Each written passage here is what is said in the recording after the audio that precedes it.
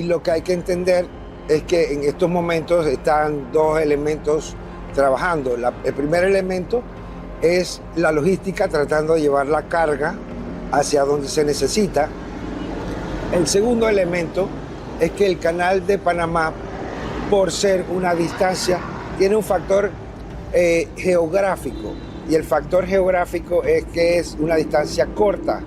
Y eso, cada vez que aumenta el precio del combustible o cada vez que se hacen esto, hace más atractivo el canal.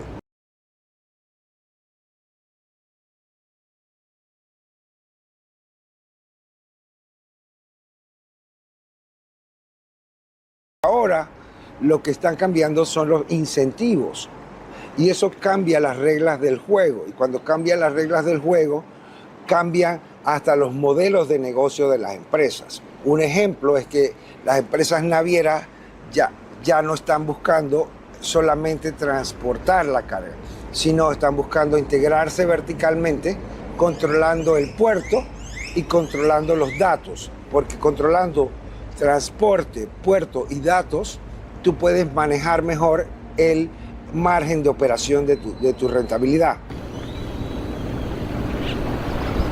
El volumen que está pasando por Panamá va a cambiar cuando se abra Hormuz, cuando se estabilicen. Sin embargo, no, la tendencia, esta tendencia que te estoy hablando, sí va a amanecer y a hacer cambios estructurales, que no van a ser los mismos.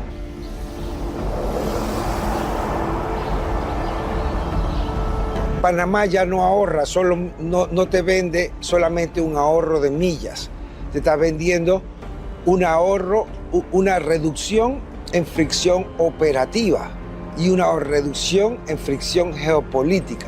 Entonces ese es el beneficio que está vendiendo ahora Panamá y que se está destacando, que ya no es solamente un nodo o un puerto o un lugar de pase, sino un lugar donde es estable, donde hay seguridad regulatoria, y eso te permite cobrar menos, pagar menos primas de seguro y utilizarlo llevando la carga donde se necesita.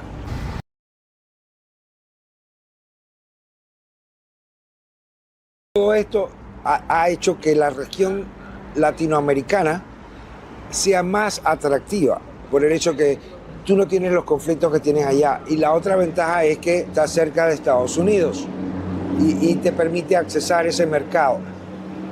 Entonces, para Panamá, lo más importante es eso, que el valor ya no vende solamente geografía, estás vendiendo ahorros en reducción de fricción operativa y reducción de fricción geopolítica.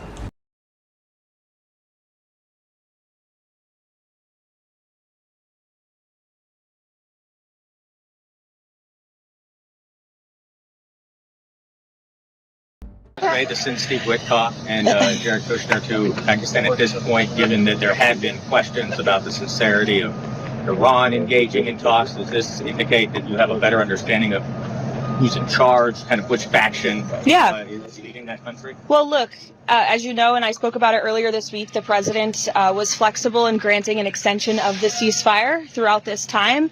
The president has decided to dispatch Special Envoy Witkoff and Jared Kushner back to Islamabad.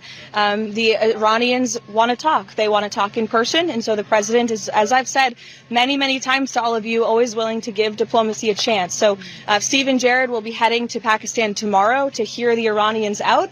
We hope progress will be made, and we hope that positive developments will come from this meeting, and we will see. And the president, the vice president, the secretary of state will be waiting here in the United States for updates, and the vice president, I understand, is on standby and will be willing to dispatch to Pakistan if we feel it's a necessary use of his time. Go ahead, Kristen. The first one on Iran.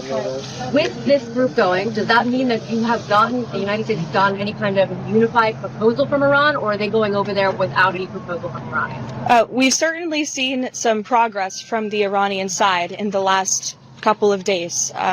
Again, the president has made the decision to send Steve and Jared to hear the Iranians out. And so we'll see what they have to say this weekend. The European Union stands in full solidarity with your countries and your people. You can count on us. Since the beginning, we have consistently called for the de-escalation and negotiations in full respect of international law and international humanitarian law. The recent announcement of the prolongation of the ceasefire on Iran is a welcome step.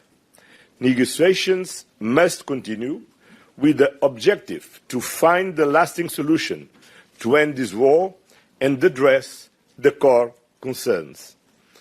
And the Strait of Hormuz must immediately reopen without restrictions and without tolling, in full respect of international law and the principle of freedom of navigation.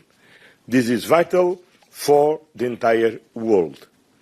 Diplomacy is the only sustainable way forward, and the European Union is ready to contribute to all ongoing efforts. This includes the nuclear file and help in restoring the Gulf energy infrastructure in order to stabilize the global energy markets. The situation in Lebanon, dear President, remains a grave concern for us. We hope that an extended ceasefire on the ground, and we call for diplomatic efforts to continue in full respect of international law and Lebanon's sovereignty and territorial integrity. Hezbollah poses an existential threat for Lebanon, and it is a dangerous destabilizing factor for peace and security in the region. President Aoun, you have taken a truly historic decision to ban the military activities of Hezbollah.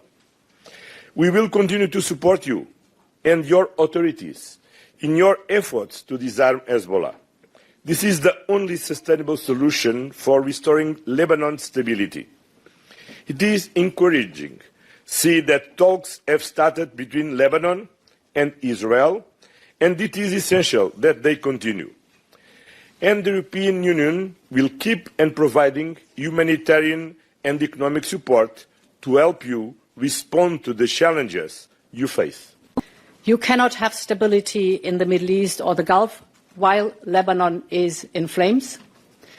So we call for the respect of Lebanon's sovereignty and territorial integrity. A temporary pause is not enough. We need a permanent path to peace. And on the way, we will continue to support the Lebanese people.